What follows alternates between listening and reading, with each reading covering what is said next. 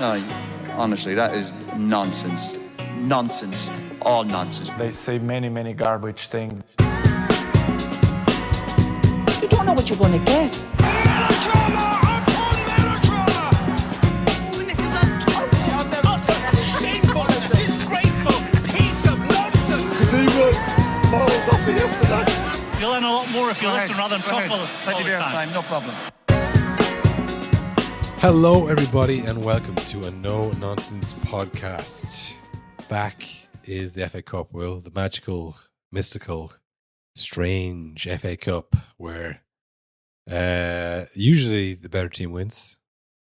The bigger teams usually win. The team who's doing better in the league usually wins.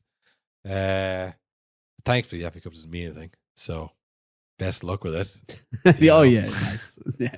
But it is funny because we were talking last week about the Carabao Cup, and like, what does the Carabao Cup mean in a season? You know, FA Cup is like it is a bit different. I know we kind of make fun of the magic of the cup, but winning the FA Cup does count for a little bit more, I think, than just like, you know. I honestly, this might be crazy. It might be up there with the Europa League, I think. Oh, that's a good shout, you know. Now, it always, I hate saying like big clubs, but like I would say for like, say like the Man United, the Chelsea's and the Arsenal, it probably does mean more because if you win the Europa League, like, yeah, but it's just a reminder of what we're not winning. Whereas like win the FA Cup is pretty good. That's the biggest domestic cup. You know what I mean? Whereas if you win the Europa, you go, maybe next year it'll be the Champions League. There's no Cup Winners' Cup anymore, which yeah, exactly. You know, we should have won the Cup Winners' Cup. It's the FA Cup is the FA Cup. You're in it, you win it. You've gone as far as you can. You've won as most as you can in that competition. I mean, you know, the Carabao Cup obviously or the League Cup. I guess it's because it always changes name, maybe because it used to be the Carling Cup, of course, back in the day. It was probably something before that as well. I don't remember, but you know, when it changes sponsors, people can go, "Oh yeah, that Mickey Mouse thing," you know. And it's never an esteemed sponsor like Carling, Carabao. It's like I don't really want any of those things. Who drinks Carabao or Carling? Yeah, I don't know. Arsenal played Man United again. They played recently, didn't they? They did, yeah. I couldn't know what happened in that game. I know they did. Didn't they? Arsenal won. I tell you what, this game, Will, classic case of Arsenal trying to walk it in. Yeah. No? I you know what I was thinking watching it? I was worried, scared watching it because I had this horrible feeling of, oh my God, I think England are going to win the World Cup because Thomas Tuchel won the Champions League with Kai Havertz and Timo Werner up top nearly. Yeah. That's crazy. How did he do it? Poor Kai Havertz. I mean, the first sign that this wasn't going to work out was when he scored that penalty and they push him over to the crowd like, hey, give him his flowers, you know. Hey, he scored a goal from a penalty that we gave him. Do you know? Like that. And who else did that in the Premier League recently? Richarlison. Yeah. Another fucking fragile yet talented individual. You know, like if you need that, if you need to have that kind of like, I need to score a goal, I need to be given a chance to score a goal here. It's like you're given chances all the time in game. You know? Yeah. You don't need you just need a point blank range shot because you don't feel confident to get the ones on the run. You know, if not the ball isn't stationary, you can't score. And that to me, it's not that he's not good enough. He's obviously a good footballer. But the fact that you're mentally in a state where you can't do that, and like I just need to get one, it's like you're not built for this, you know. And it's not easy being number 9. You miss a lot of chances, you get a lot of flack, you know. It's all on you. But I mean, I just don't think Kai Havertz has it. No, but also he never signed up for this. You know what I mean? When he got there, he probably wasn't like, "I'm going to be Arsenal starting number 9." Like that was never going to be the case, I think, for anyone else, but it's just the way it worked out when they didn't get anyone else in. I'm sure when he would talk to Arsenal first, when Chelsea said, "Yeah, we're going to sell you for whatever," he talked to Arteta. I'm sure he said, "What's the plan here, Mikel?" And I'm sure he said, you know, he probably went, "Hey, you probably playing number 9," and he might have thought, "Yeah, until you get someone else." Of course, that makes sense. Yeah. Well, he was someone else. They had Jesus. That's true, actually. You know, I think that was probably the killer blow for him recently when Jesus came back, because we all know what Jesus can do: score goals sometimes. You know, Yeah, that's a lot. It takes Hey. a lot. I'm not saying everybody can do that. I'm just saying that's what he does. And you know that you were Brian to replace him, and now he's replacing you. So if you're kind of, I hesitate to say the MW phrase, Will, you know, because I think it's kind of thrown a lot around, and we support men's health in this podcast, as you know. Mm-hmm. But you know, if I'd say when he saw Jesus coming on, and he's the answer to you when you were the answer to him, that definitely messes with his head. I mean, some of the chances he's had over the last few weeks, the one against who was the last game that he shouldered the ball? Yeah, who was? Hit him in the neck. So was that against who Liverpool? was that? No, I have no idea. I can't keep up anymore. They're all melted together in my head. Just every Kai Havertz chance that he misses. Like, who was that one against? You know? Yeah. Because there was the shoulder in that game, whoever that was, and then this one where the ball landed at his feet and he somehow hit it over from like 3 yards away. Like as the commentator said, the classic cliche of genuinely harder to miss than score. And that's 2 weeks in a row. That's insane. Yeah, his head's gone, you know. He has 7 goals this year in the league, I think, or maybe in all competitions. But how many goals do you think he scored last year in the league, Will? Ooh. Well, they had the song about him last year. I think he was going well, it felt like. Another Say, like- subtle foreshadowing. Just the Martial song. Where's Martial now? You know, it's all there in front of us, Will, the whole time. I'd say like 12 last year, maybe. He had Like, 14 goals last year. Yeah, pretty good. He has 7 this year. So he's halfway there. Yeah. But it's the same way that the German national team, when Germany were in the Euros and all the German fans were watching, both he and Fulkrug, I think he scored like the same amount of goals. The eye test, they said, I think I prefer Fulkrug. I think we should play Fulkrug instead. It's like, but Havertz is actually good in the air statistically. I know, but eye test, you know. Watch him. Just watch it. Watching it. I prefer that guy, you know. And again, Fulkrug is a very good player. He hasn't had a great move to West Ham, but it's not about Kai Havertz's ability or talent. It's just like there's something that when people watch him that they don't buy it, you know. Like he had that run last year of 4 games in a row. He got like 4 goals and 2 assists. I was like, oh, he's becoming the player. It kind of dried up. I guess part of it is if he was going to be like this Firmino type player, and I don't think he's been as good as Firmino, but like, you know, bringing in Saka and then crucially Martinelli or Trossard, who Saka's obviously been injured, but hasn't been as good either. None of them have been as good. So the pressure comes more on him when really maybe we don't know what that conversation with Arteta was when he first joined. Is like, what's my role going to be? What am I going to do? They said, don't worry, you're not going to score like 20 goals a season. Just like maybe 10 and then give the ball to Saka and Martinelli. They're savage. Don't worry. Did you see them last year? They're a class. But yeah, I don't know. I think, I honestly think Jesus, he was better at bringing other players into play, but he wasn't fit. He kept getting injured. So that's why they have to get which he's got replacement for him. again now. Of course, because Yeah. this is the story That's of how it him, works. you know? Yeah. And I think that's probably was the secret, intentional or otherwise, to City's success over the years, where they had this huge squad and they could manage all these players. And like Jesus or Gundogan or whoever didn't want to play 50 games a season because they couldn't, you know. So that made it so much easier for them to like sub in and out because they're like, yeah, I'm happy for the rest. My body's in bits, you know. I'll come back in 3 games' time, you know. So when you're playing at another team, we need you to play 38 games minimum, you know, between League, Cup, Champions League, everything else. Like, you're going to have to play that many games in a row, probably. And I just think some of those players can't do it. But yeah, like I said, it all reflects on Kai Havertz being not the best striker in the world.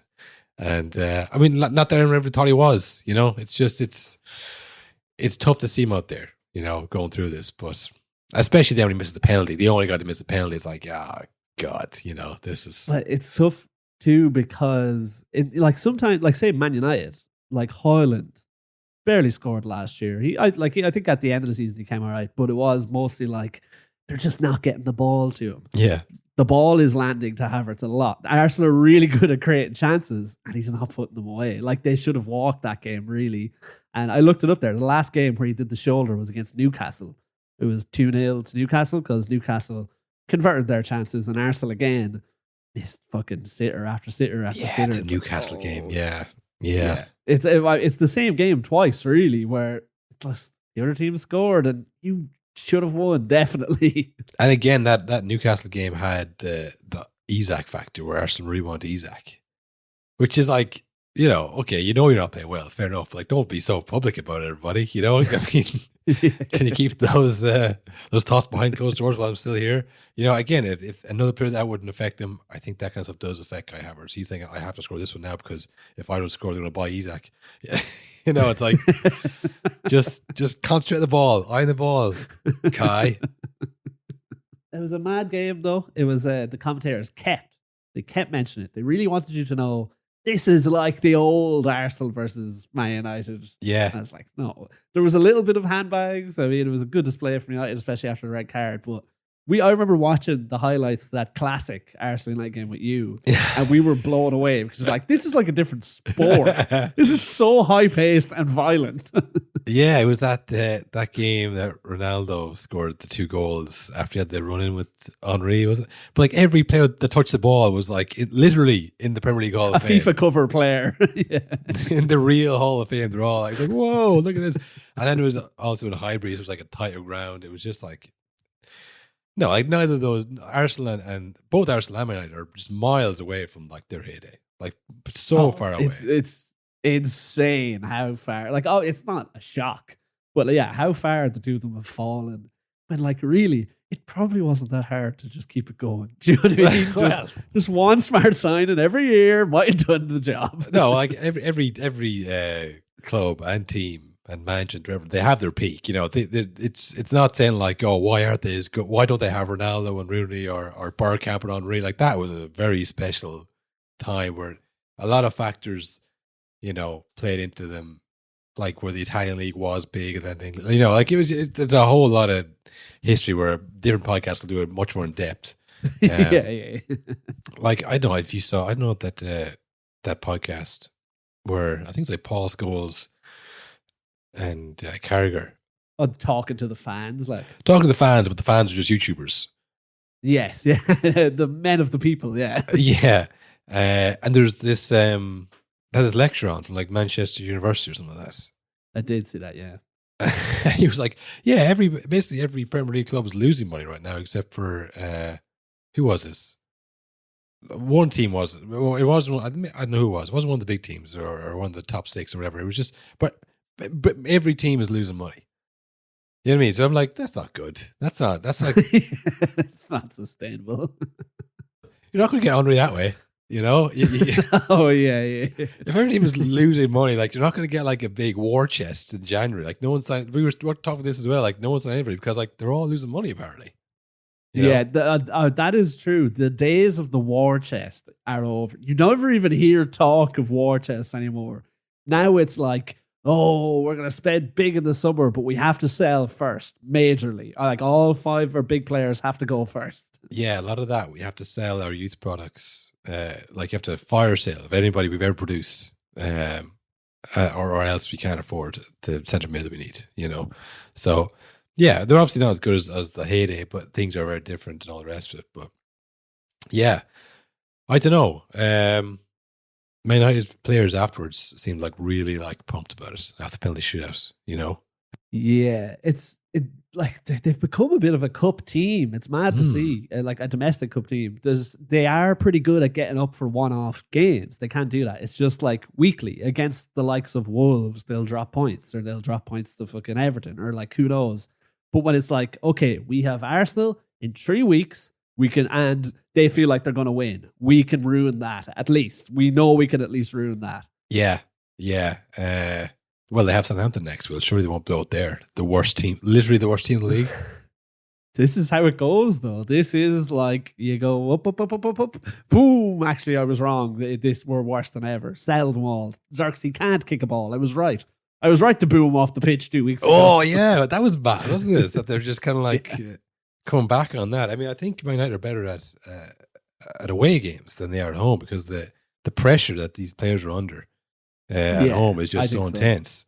But the away fans were like applauding him and stuff. And he was, I mean, it was just, it was interesting to see that like there's this kind of like, oh, not all of us, you know, we're not all bad. I saw Bruno talking after the game. It was interesting. He was saying that the staff picked the penalty takers and they picked Xerxes to go last. And then Bruno, as a captain, was doing a little speech before the penalty shootout. So he said that he told Xerxes, like, it's the perfect story. The script is already written. You go and redeem yourself. Which is a funny way to frame it because, like, it was your fans booing him. Like, redeem himself from what? Yeah, you swear he got sent off in the Champions League final. Well, this was like a league game a couple of weeks ago. This is perfect. We all know you've been shit until today. Yeah. I was disappointed to not see the Harry Maguire penalty. Yeah, did you see? It's been knocking around football Twitter a lot, though. His Messi like walk off, like rapturous standing ovation all around the stadium, and the players clapping him off and everything. It was amazing. I saw the side by side. Yeah, it's insane. I mean, it's really like this kind of, I feel like the. Sorry, I got a memeception there. I was going to reference two memes at once. I couldn't get them out. You're too excited. Too excited about the memes. What's that conspiracy guy? The Sandy Hook guy. Alex Jones. You know, it's like I had a meme here in my stack, but boys, re-say it all. You know, it's literally that one of the guy like kissing the girl and holding the medal and then spraying the champagne. Oh yeah. And then it shows them fourth, 13th in the league. You know, it's like that's that. It's like what is happening? That like this huge club where like all these fans and all these like personalities and all these like interest in them, and it's like this is huge. This is major. Look at Harry Maguire, Xerxes proving them wrong. It's like this is like again, like we said, nowhere near where you could be or you have been, but it's just like. It's the third round of the FA Cup. Third round. I didn't even know the Premier League teams were in it until the fourth round. Yeah, like they could very well go on and lose the next round and all this would mean absolutely nothing, you know? I saw someone describe it very well as they were like, I think Man United are like the main characters of football. Not in a good way. It's just that like, it's just everything they do is all you hear about at all times. And then, like you said, in the grand scheme of things, it doesn't matter a fuck. They're like the 8th best team maybe in England at their best. Yeah, they're like the New York Knicks like that in America, apparently. Now they've been better in recent years, but like for 20 odd years, they were just like, they never got to like a conference final or anything. But because it's New York and there's media there and there's millions of people there. Madison Square Garden. Yeah. It's like, do you New York have a player with this guy? It's like, who cares? Do they have one player? You need 5 on the starting team and then another probably 10 on the bench. What are you talking about? But like, it was just like anything that they did. And that is what Man United are. It's like, if this was, Arsenal versus fucking, I don't know, like Wolves or something like that and thing, just be a third down game, Arsenal go out. Oh, bad for Arteta, No, we talk about like, are Wolves on track to win the whole FA Cup? How big is this for Wolves? It's partly it's cynical. It's like kind of clicks or whatever, but like also people care. So like give people what they want.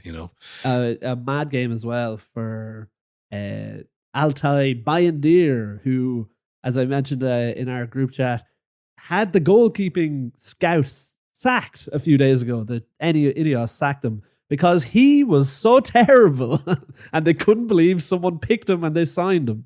But he turned it around in that game. He had a shocking first half, I would say. And then he just fucking switched it on. It was like watching De Gea out there of just ruining another Arsenal day. Yeah. I mean, when we're talking about goalies, you have to talk about David Raya and the penalty shootout. What the hell was that about? Genuinely, Will? I'm gonna do the thing. I'm gonna say if this was another league, I'm saying, well, of course, that bloody Turkish league. Look the way he's skipping to the left before he dives. No chance is he trying to save that. Every Man United penalty taker does the stutter. Just wait, don't go. And the one that Havertz missed, he did the stutter. And Bayindir, again, the terrible goalkeeper that got a man sacked. He just waited, and I'm going to find out where he goes at the last minute. I'm going to go left. Hey, got it. Every time he like literally jumped 2 feet, like I'm going this way just before, Yeah. couldn't have telegraphed the jump anymore. Very, I very think strange. it's the Xerxes one. He's already past the post before Xerxes has kicked the ball. It was incredible. Every United penalty was literally bottom right. Or no, sorry, bottom left. And Raya went bottom right every time. Surely for the last one, you go, maybe I'll try just one bottom to the right. I think for the second one he went right, but every other one went no. I was right the first time. I'm gonna go. But whatever which way you go, Maybe it's mind games. It's mind games. He's thinking they're not going to kick it the same way every time. One of them they'll go the way I've been going, surely. Yeah, And then I'm sure Bruno is like, keep waiting and go the other way. that's all you have to do. Just keep waiting, wait for him to like telegraph where he was going to jump, and then they all went in. I do feel like Bruno has nearly. It's not just Bruno. I remember Pogba doing it as well, but like that stutter, it's kind of ruined penalties a bit because it seems much easier than ever to score penalties. Oh yeah, it's like everything in sport. That like eventually the top professionals will find a way to ruin it and like weigh the scales as much as they can in their favor within the rules until the rules are changed, and then they go, all right, I'll try again. Yeah. What they should do is they should do the MLS penalties, Yes, that would be unbelievable. That'd be amazing. which is also the hockey penalties, which they just decided. Well, obviously, when they're making the MLS, yeah, all right. Well, this is too much of their game. Let's put a bit of our stuff in here, and they went with that. And they had on a whiteboard, it was like 50-50. They're like, all right, everyone, hands up. MLS penalties, one-on-one penalties, all the hands went up. Now, open fist fights at the drop of a hat, and only some hands went up and went, oh, go with the penalties. Yeah, if there's a fist fight, the ref will not jump in until one person is definitely losing. Yeah, the commentators are going to speak really calmly when they're happening. Yeah. No, I don't know if they still do that in the MLS, do they? Those penalties thing, that was an old thing they used to do. No, I think it was like the first season of MLS that did it. I'm assuming they don't do that because it's probably dangerous to just be like, all right, keeper, striker, run at each other. Yeah. I bet there's probably injury concerns. People like, come on, Definitely. Keeper got kicked in the head and that was the end of that, I'd say. Or maybe the all-powerful goalkeepers union will. So this is unfair, true, yeah. You're One-on-one. making us look bad out there. I have to do 7 one-on-ones every time we draw. I never thought of I know they did it for penalties. Did they do it for all penalties or did they do it for penalty shootouts? Because doing 5 one-on-ones in a row seems incredibly unfair to the keeper. You'd be very tired at the end of it, like the first couple, like you're running out, you're on your feet, you're fast feet trying to, get around him. You're crawling on the ground as he goes by you, And you got 3 more to do. Like by the 5th one, you're just like, fucking hell, I'm betting now, And then it's like, well, it was back in the early 90s, I think. But it's funny to think if they kept doing it. And it's like, okay, now I have to do Neymar. Or now I have to do Suarez. Okay, now it's Messi. Messi, Neymar, Suarez. Then fucking, I don't know, who else do they have? Fucking Jordi Alba just does a big loop around you. I don't know. Yeah. Oh, yeah. The entire 2012 Barcelona team one-on-one penalties. It was just a bog standard penalty shootout, though. None of that. No, But, none of that, unfortunately. It was good, though. Probably one of the more dramatic FA Cup ties I've seen in a while. And especially with the red card. Like, it was. Yeah. It didn't look like a United over the last few years because we've seen them get good results over Ten Hag and stuff, but I don't think I really saw like a dogged defensive display since Mourinho. Maybe they never did that under Ollie. Yeah. Where it's like even with 10 men, they're all sprinting back to defend and goal line clearances and stuff. Be careful though, Will. I mean, if you get too defensive, people start calling you Stoke all the time for no reason. Yeah, woke Stoke. Woke Stoke, which, yeah, I guess knife crime is pretty cool. So it was pretty lame of them to try and highlight that. Also, they're shit, and they all do is defend. I would say Gabriel, I was looking up today, Gabriel has like 5 goals this year. And I was looking I wonder what was Shawcross's all-time Oh, that's good. goal scoring season. Most he ever got was 3, Will, in all comps. There you go. Better than Stoke. So, I mean, maybe they're more Stoke than even Stoke were. Even they didn't go to Shawcross as often as ours to go to Gabriel for the finish. But it does raise the question that, like, they're doing the thing, they were slowing down, they were getting the corner going. It's like, who's your best? Who are your actual set piece takers? Saka and Rice. Neither of which are on the pitch. So this isn't going to work, is it? And it didn't work. Exactly. Yeah, and it's funny as well because they had a few corners and they tried it, and United defended them. Then Rice came on the pitch, took a corner, but they overthought it. I don't know if you saw this moment where Rice is on the pitch. United are like, okay, everyone places. This is it. Was what they're training for. And then Arsenal went short and they gave the ball away. It's like, well, why the hell are you doing that? You're like, even if they know it's coming, you're good enough at them to score it. Do you know what I mean? That's how you've been winning these games. Don't try to outsmart Man United. They're not thinking that far ahead. Yeah, because at first when he was, doing this kind of like set pieces and defensive things, people are like, oh, Pep would never, this guy's crazy. This guy's taken the best of Pep and added in defensive mindedness, When really, like, Pep was also very defensive mindedness, but his idea of defense was just keeping the ball away from some of us so they wouldn't have it. Pass. Yeah. Arteta's gone with like 6 foot plus men, all across the back line and set pieces.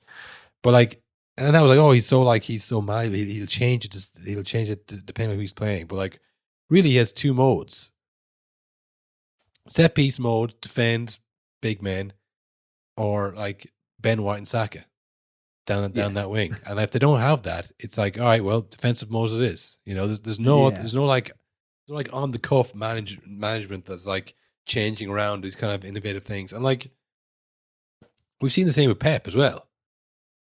Like, there's only so much you can do as a manager. I think we've got to hype him up a little bit too much. Like, oh, he's changed. He's like the puppet master.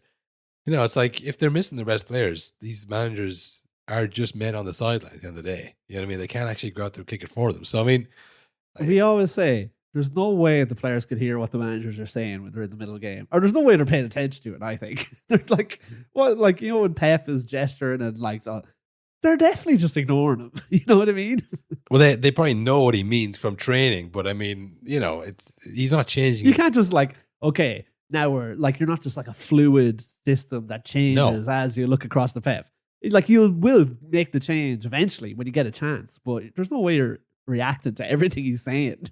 When he's doing those gestures, he's saying the thing we did last week. He's not exactly come up with something new and like communicating to you, and you're like, oh, I'll just go there and say it. It's like, no, like he's talking about the thing that he keeps talking about before, and I'll do that. Yeah, now. Exactly. And I think that's moving his hands. He's going, what we did in training. He's not going with something new, and I think that's there was a kind of sense that like, and partly because like Arteta would say stuff like, we're going to use 2 goalkeepers fluidly, Ramsdale and Raya, and then he just benched Ramsdale and sold them. I was like, okay, well that was just a lie. Then that was, I don't know why you said that. Was thinking, I know Raya had a poor penalty shootout, but he did make a good save in extra time. He did. And I was thinking, like, there was a lot of chances for both teams, a long fucking slog of a game. And I was just thinking back to Ramsdale saying, like, he struggles to pay attention for 90 minutes. Like, my God. You could really never use him again because, like, we're going to have a game in extra time eventually, man. Yeah, that was one of the biggest bag fumbles, I think, in Premier League history, was it? Probably one of the most damaging moments in football podcast history to a player. That, like, I'm surprised that didn't like tumble the whole football podcast economy. Very rare you see players on it, I will say, since. I mean, well, since then, fucking like Kyle Walker's career has taken an absolute downturn, and he's on that podcast every week. But no, I just that whole like in terms of concentrating for 90 minutes, I'm cooked, and then you can't play anymore, and then you get dropped, and like it's insane. It's insane, and like that wasn't the only reason. I'm sure they knew that before Ramsdale knew that. I'm sure they probably had those conversations. Didn't help though. Yeah, but like for that clip going around, it's crazy, but. Yeah, who knows? Maybe he would have saved the penalties. Maybe he would have the goals in regular time. I don't know. Maybe his vibes, his sheer aura would have helped Kai Havertz settle into the game and score those chances he got. But we'll never know. All we know is that Arsenal are out of 2 cups in a week. We'll keep pointing out. Again, well, the cups aren't really important. It's more the narrative that starts to get spun about these things. Like, get knocked out in the quarter-final FA Cup and this round and the semi-final Carabao, not that bad. Get knocked out of both in 1 week, big trouble. Now there's pressure. It's the exact same thing, though. You know what I mean? Like, you're probably gonna not like you could have played fucking a championship team this week and a League One team in the next round of the FA Cup, and then got knocked out by Man United. Would have been the exact same thing, really. Do you know what I mean? Yeah. But it does. It says that, you know, when the going gets tough, kind of, you know, like you blew it against City. I know, like you can look back and say 8-9 points, and it'll be the same team, but people don't remember the details. They remember that you were ahead, and you blew it, and you tried again, you couldn't do it. You got knocked out by, you know, bad teams in the cup, you know, and there, you can see it if you look. You can see it. People saying this Arteta fella, I don't know about him. I think he plays too defensively. I don't think he has any plan outside of Saka. You know, is the whole thing done? Technically, they're second in the league. They're still in Champions League. The double is still on, Will. The double is on. A historic double is very much still on. But again, just like Kai Havertz, the eye test would say it's not really on. Yeah. I mean, we've seen it when Odegaard was injured for a few weeks. They dropped. And now, ever since Saka has been injured, they've dropped again. And now I think Timber's out again. Jesus is gone. Odegaard he played the full extra time, but he was limping at the end of the first half, which would make you think probably shouldn't have played another 90 minutes then. Probably not. This is the thing now. It's like it's like halfway through the season. They're out of the 2 cups, so less games, but it's just like 4th place isn't even wrapped up now. You know, like you got to be careful with the injuries that, like, all right, you finish 2nd again. I don't know, is it better to finish 3rd or 2nd? I don't know. Nevertheless, if you finish 5th, you don't get Champions League. Presumably, you get knocked out of the Champions League at some stage. You win nothing again. You're right back where you were. It's Liverpool who will probably win the league, not Man City. So not even Man City. You can't say, oh well, those cheats, you know. It's and then you go to the board and you go, listen, we just need a right winger, a striker, a left winger. Interesting. You don't spend lots of money already. A goalie, backup for Rice. We've gone from 5th to 5th. Marino isn't good enough, so guys, that's it. You know, it's just it doesn't put you in a strong position. And I know, I think we've seen it with lots of teams who are just like 2 or 3 players away. It's like they rarely are, you know. By the time you get those 2 players in, you have 2 more problems. You get 2 more problems, yeah. It's just things have to line up. You know, they needed to have an 89-point season this year, not last year. You know, yes, exactly. It's just very tough for them. For Man United, Will, this is great stuff. You know, this is what false downs are made of. FA Cup runs. I mean, this is where look, every single day of Ten Hag's era was based on cup runs. That's what kept it going. That's sometimes all you need. And it's funny because even in that game, like, they defended really well. You know, they did well to not lose. But again, Arsenal should have scored like 4. Like, I have missed a few sitters. Like, and it was the same. The Liverpool draw. Yeah. Even though United missed that chance in the 19th minute in that game, Liverpool could have scored 4 in that game too. So it's like things went their way and they got the results and it's looking good. But I don't think anything's actually changed. I think they've just had some luck on their side for once with Amorim. Yeah. Yeah, well, it all balanced out over the course of the season, Will, as we know. Exactly. Yeah. I will say as well, another game with no VAR that comes in from the next round. Yeah. When all the little teams are knocked out. Another glaring penalty that would have probably been overturned if VAR was there. It's funny getting an insight into games without VAR, and it's very funny seeing games without VAR now where the refs are much worse than they were before because now no practice. They're just in silence out there. They're out there by themselves. They're out of practice. They don't make quick decisions anymore. So when he saw the foul, like, oh shit, this is on me. Yeah, call this, and it wasn't a penalty. It was funny seeing, like, I always loved it, like, who's with Maguire, who was caught saying you dive and cheat, or is it you cheating shitbag? You cheating shitbag. I love seeing that because it's as if they've never seen someone dive before, and they're just like flat, like, I cannot. You unhonorable. No honor. You have no honor. You know, it's like what you, and maybe not Harry Maguire, but like pretty much every player has died at one point or gone down under like a shove in the back. But like gamesmanship is half the game. You know what I mean? Like everyone's cheating all the time. Everyone knows what everyone's doing. But the seemingly genuine outrage at someone diving He's for a penalty furious. is just like, it gets me every time. And then who was it? Ugarte and Martinez going up to Havertz afterwards as soon as Button him, yeah. Button him. Like, you know, cut that shit out, you know, like it's just it really does boggle the mind. It was funny because there was a bit of handbags as well. The classic of Ruckus of everyone touching each other and players falling all over the place. Yeah. But obviously without VAR, the ref was just like, I'll give you a yellow and you a yellow. We'll all move on. If there was VAR, we would have had 10 slow motion replays, 10 freeze frames on hands on necks, and there would have been red cards and bans all around. Well, that was it, because the penalty happened so fast. Like the Man United players still like, fucking, this is bullshit. Like, because it was like, you know, it'd been just given, now the penalty's been taken. Like, we're going to go down. This is bullshit. Rather than having like 10 minutes, like, all right, lads, look, get your head back in the game. What we're going to do, you know, it just happened. So they were just like still riled up. Like they were like properly surrounding the ref, just like in the old days. Old school. Classic Old school stuff. United, yeah.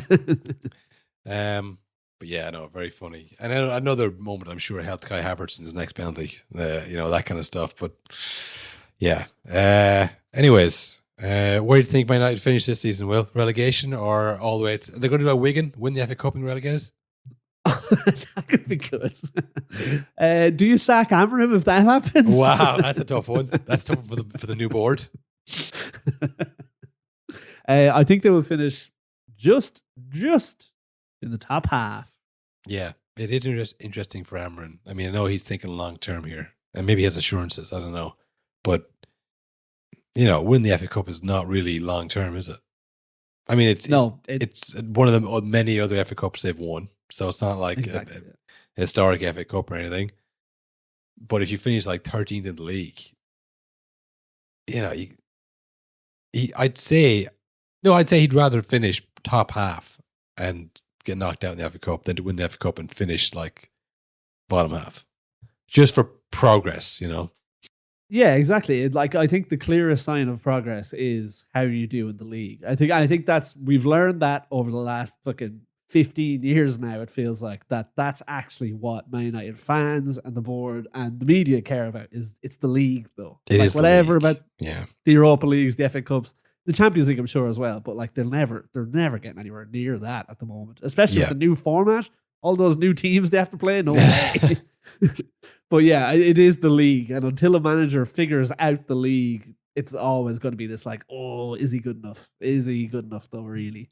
yeah. It's because it's the consistency that's hard, you know, for players, exactly. managers, and teams alike. It's doing it against Arsenal 1 week, Southampton the next, completely different styles of play, and just like being able to either have one style like City had that could beat any team, or be able to do it with different players, like literally manage the resources that you have, and can we guess them at the end of it? Like the cup, like say, you can get yourself for cup games every few months, but the league is where where people want to see you succeed. So yeah, I'd wonder the next game will you go a full team and go, fuck it, I'm just going to win the FA Cup, you know, put all my eggs in that basket. That worked for Eric. I mean, that's it. If you're kind of out for yourself, you might think, well, I can just point to FA Cup all the time, you know. But Yeah. eventually, I think you'll get sacked if you keep not literally. I think if you keep not winning the league at Man United, eventually they'll go, you know what, this isn't working because we want to win the league. Like, Thanks for bringing us closer, but you're out. yeah. We've got a new guy. He is Turkish. Like I said, if it was to go Real Madrid's way and start winning more Champions League than leagues, that would work too. If you want to go down that road, either road, lots of Champions Leagues or lots of leagues, but like that is what Man United want. You can win the Europa League, the FA Cup, the Carabao, but at a certain point, if you don't feel like you're getting close in the league, it really doesn't matter. God, I am so sick. That happened for weeks. Probably nothing. Oh no, I got diagnosed by an online doctor. Oh, nice. What did he say? Well, he couldn't hear me, and I couldn't see him. So they're literally like this podcast an hour ago. Sometime I think we reached. There was a point there where technology just kept getting better and making life better. It's definitely immeasurably worse now. Well, this was good because there's no doctors taking on any new patients anymore. You Of course, yeah. try it somewhere, folks. Try it at home just for fun. Yeah. You won't be able to do it. So I do this online doctor. So eventually he said, look, I'll just call you. I have your number, I'll just ring you. So he just rang me, did it over the phone. Diagnosed me, sent my prescription to the nearest pharmacy, away I go. So yeah, looking forward to getting better. Because definitely he knew exactly what was up to your voice. well, I gave him the symptoms, you know. I mean, I know what's wrong with me as well. I just need an antibiotic, you know. But I just had to tell him what was wrong with me. So yeah, no, I like Amarin. I'll get there. You know, I'll figure it out. It's only been 3 weeks, so I'll definitely live long at this rate with this kind of care for my own health. Anyways, what we're going to talk about, we're going to talk about the FA Cup, the magic of the FA Cup. Yeah, one of the greatest moments in FA Cup history. We were promised it a few weeks ago. It was looking. This is what this is what you watch sport for. Moments like this. Honestly, yes, you do. Like, this is the kind of stuff where it's like, yeah, you know what? There's a lot of money flying around. It's professional sport. It's not the amateur game that you grew up playing. It's a very different thing. But every once in a while, you get reminded that, you know what? Dreams come true for people. Ashley Young's dream of playing with his young son, the younger Young. What are the odds of ever being able to play at the same time as your son in football? Because like, you retire like 34, 35. Like, yeah. Even if you were young having a kid, the odds of that ever happening, and then you have to play them in opposite teams. That's insane. Like, in For any all way, the cards to fall. in any scenario, you're going to have to be an elder statesman, and he's going to have to be a wonder kid. You know. Yeah. And this is kind of what's happened. So Ashley Young, 37, playing for Everton. Sometimes playing for Everton, but it's the cup, so he'll get on. Surely this is the time to get on. And then his son, Tyler Young, playing for Peterborough. Again, he's 18. Son's 18, father's 37. Both of them on the bench, both on the fringe of the bench. But it's a cup competition. You know, this is the one chance that they'll have probably to play each other. And it was kind of mooted before the game, like, oh, it could happen. This would be special, you know. And who wouldn't love to see Ashley Young crunching his young son, his young, young, you know? Oh yeah, Ashley Young. You're not at Man United for that long without becoming a total psychopath. We've seen it time and time again. Yeah, that would have been great, you know, but we were robbed of it. Why? Well, why would I explain? We have the Peterborough manager here to explain it for us. Very, very difficult. But I've got to do what I think is best for the team. I'm not, you know, as much as I wanted Tyler to get on.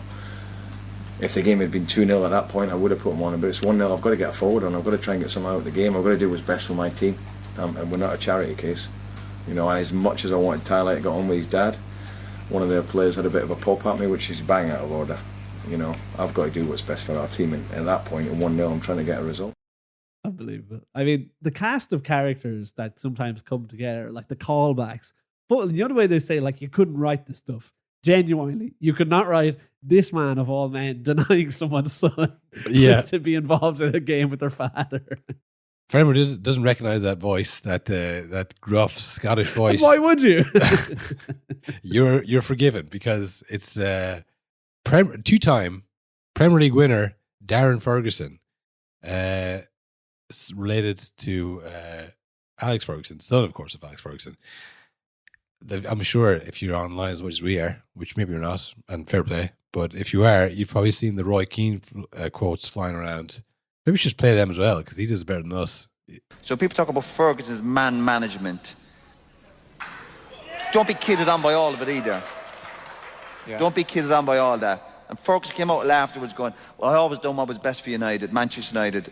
Nonsense. His son played for the club, won a league medal, Darren.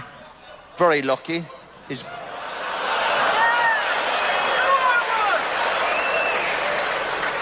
brother was chief scout for Man United for a long time. Hey, listen, I'm surprised his wife wasn't involved on the staff somewhere. Darren, his son, was at Preston one time. Darren loses his job. A couple of young players on loan for Man United. Guess what happens the next day? They're pulled out of Preston. Is that what's doing the best for Man United? Fun fact, one of the nonsenses he says in that quote is one of the ones in the intro of the show. Hey, there you go. Yeah, eagle-eyed listeners might have heard it.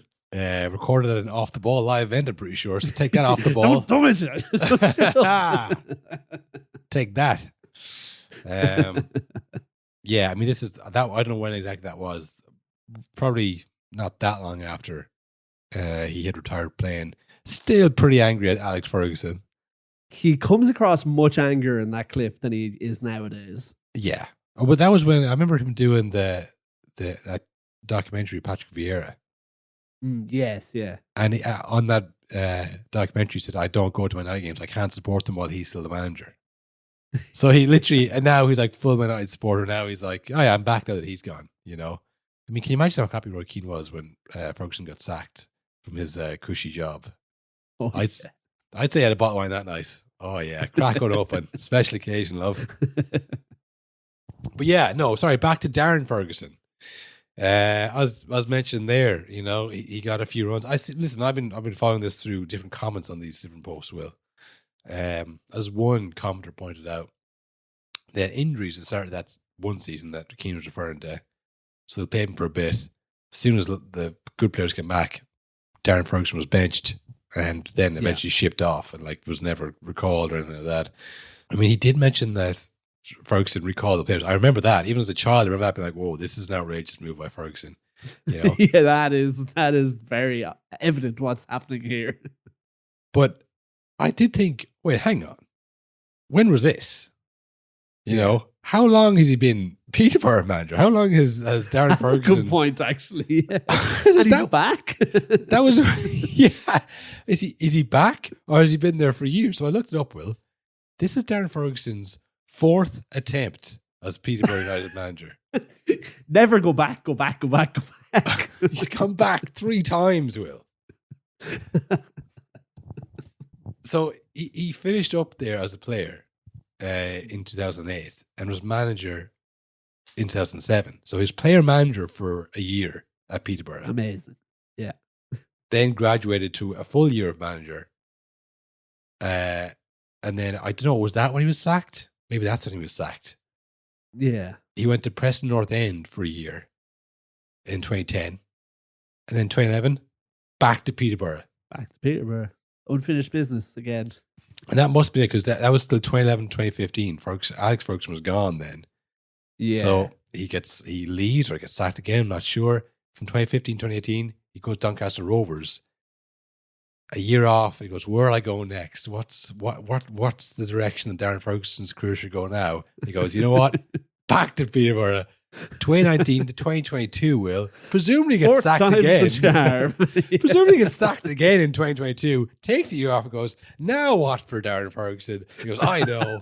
Back to Peterborough again. So I mean, he bloody loves Peterborough. He can't get nothing. And they bloody love him. They must have different owners every time. There's no way it's the same guy.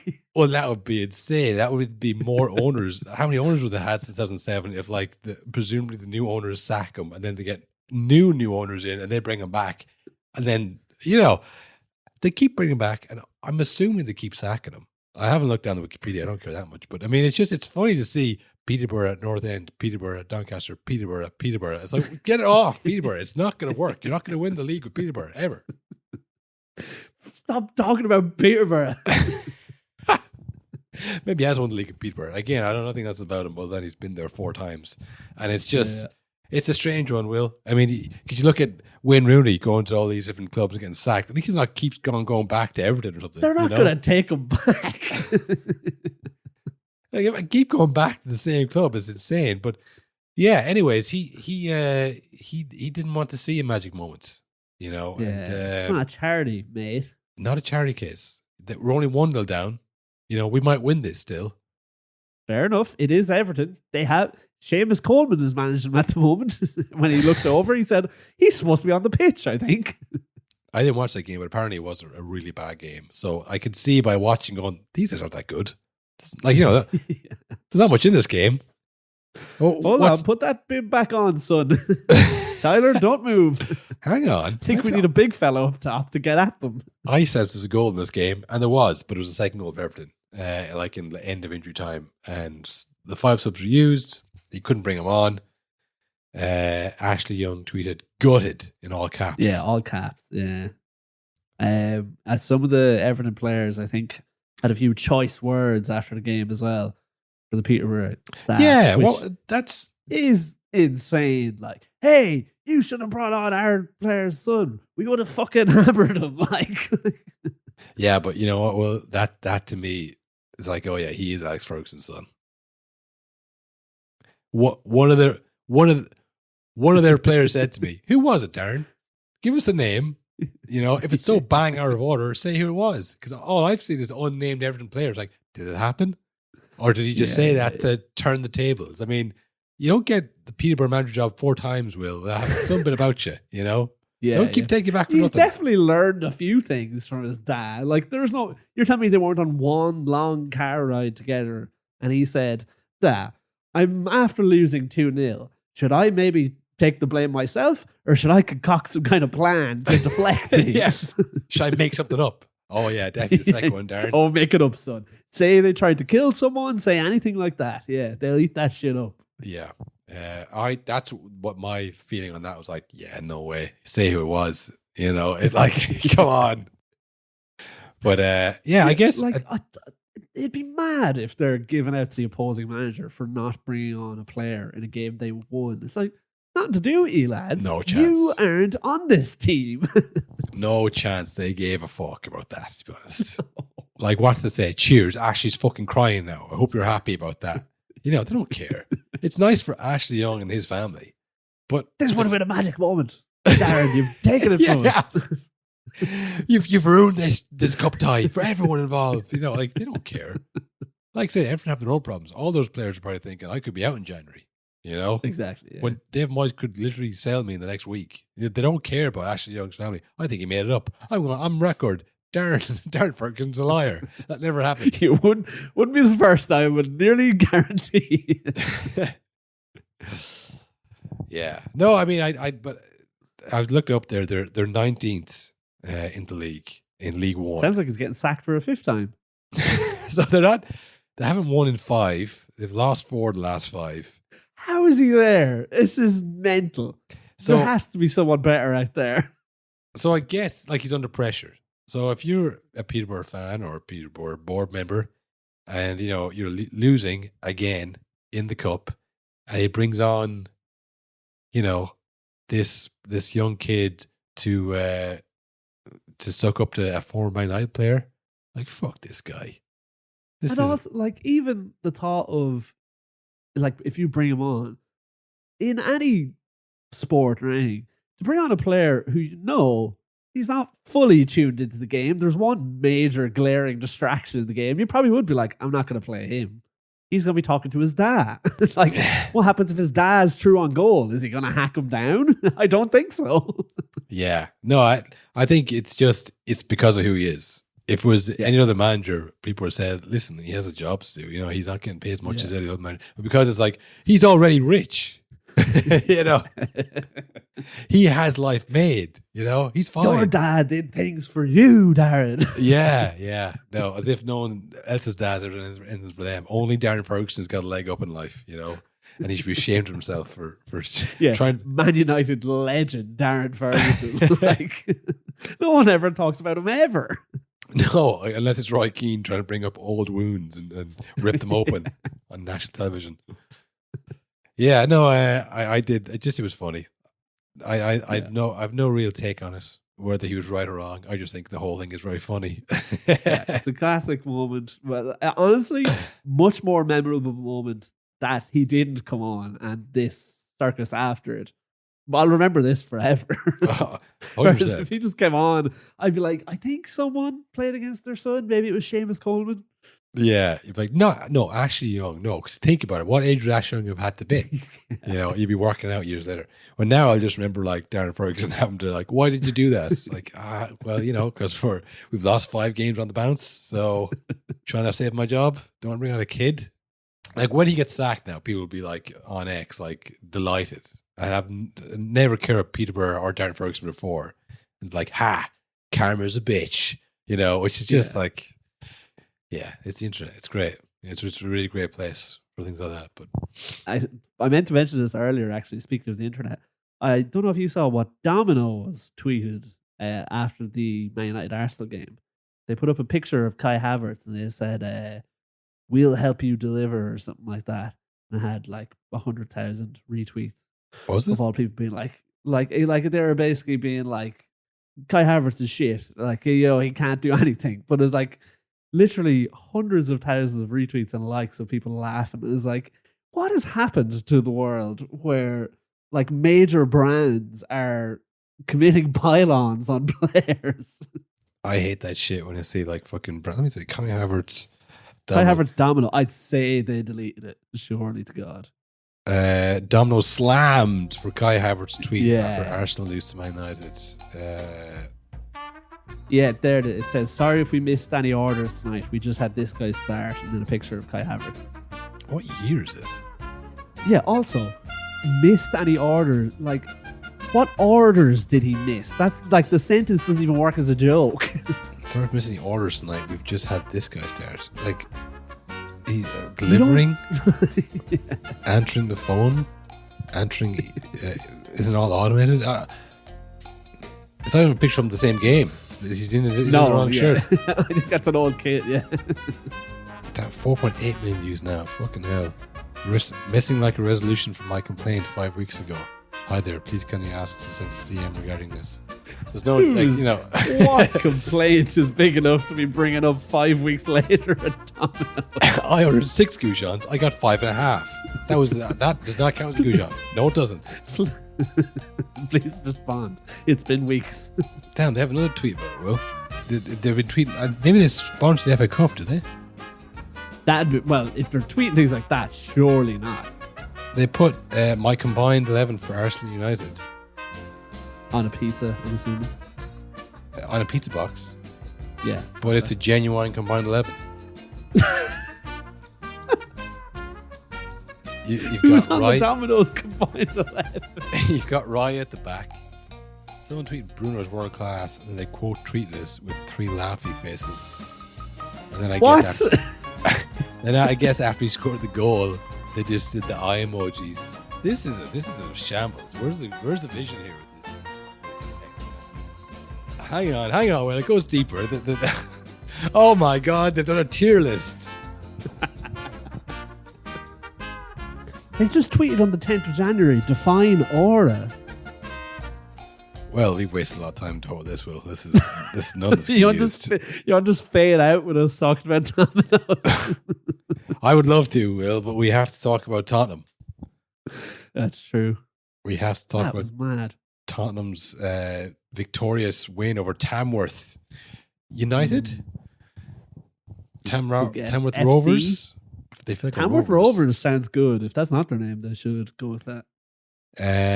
The main story of this was that they were playing against part-timers and farmers. Or to be more specific, building surveyors.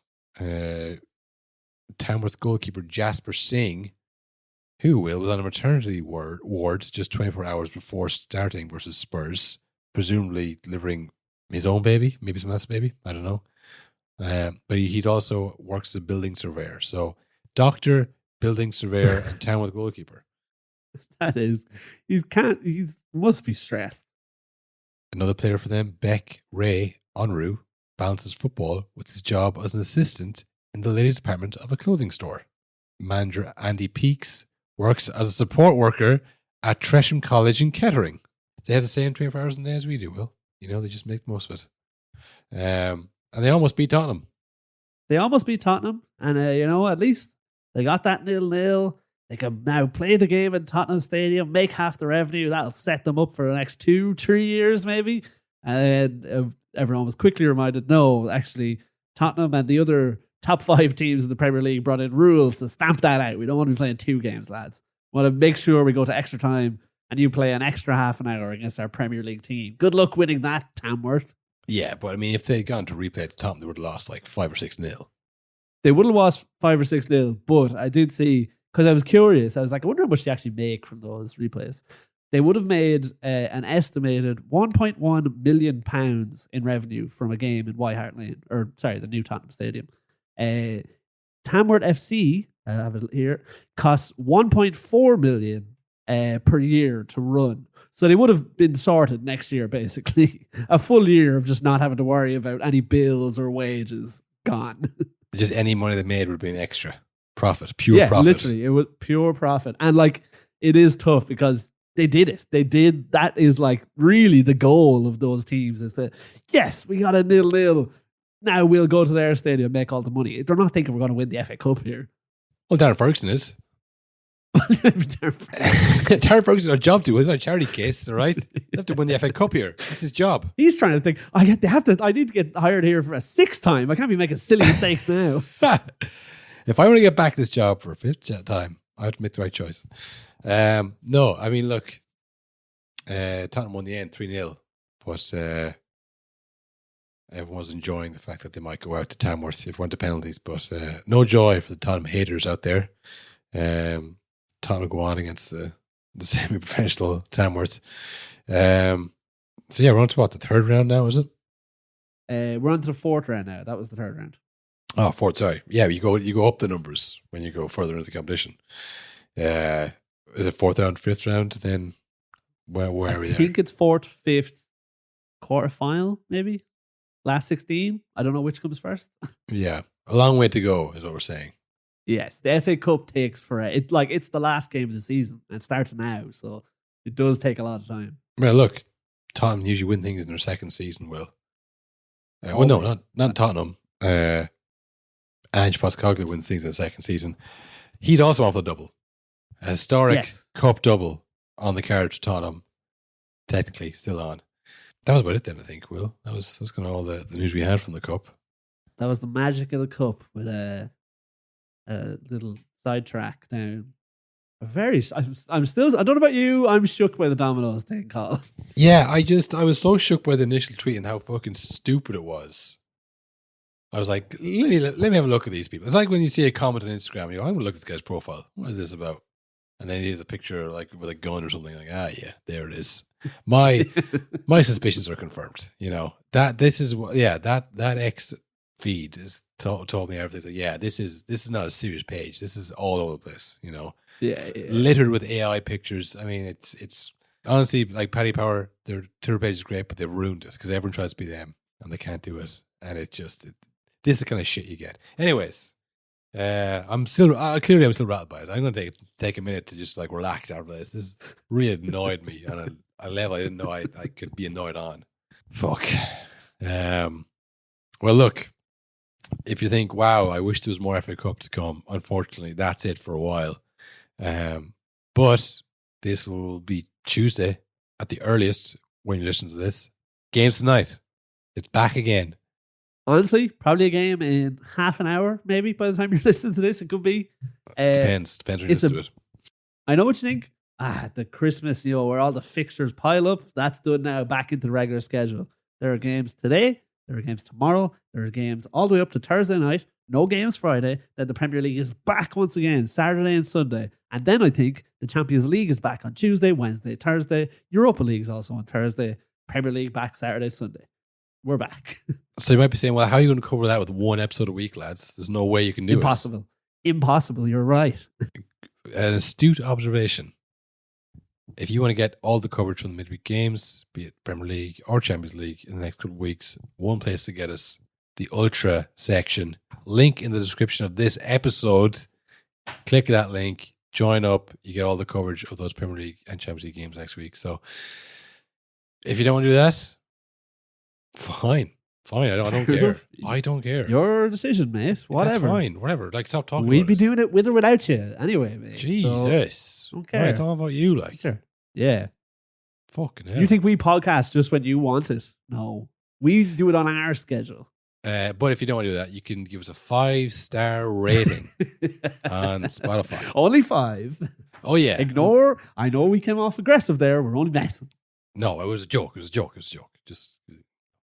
But seriously, though, you need to calm down. You need to watch your tone, like, because people in the office are actually talking about it. As a friend, I'm coming to you as a friend, right? I'm not. I haven't reported to HR yet. I'm just saying, people are talking about it. Keyword. You know, you need to relax. You need to watch yourself when you talk to people because you come off as aggressive. You know what would make it all better? What would make it up to me? 5-star review. 5-star review.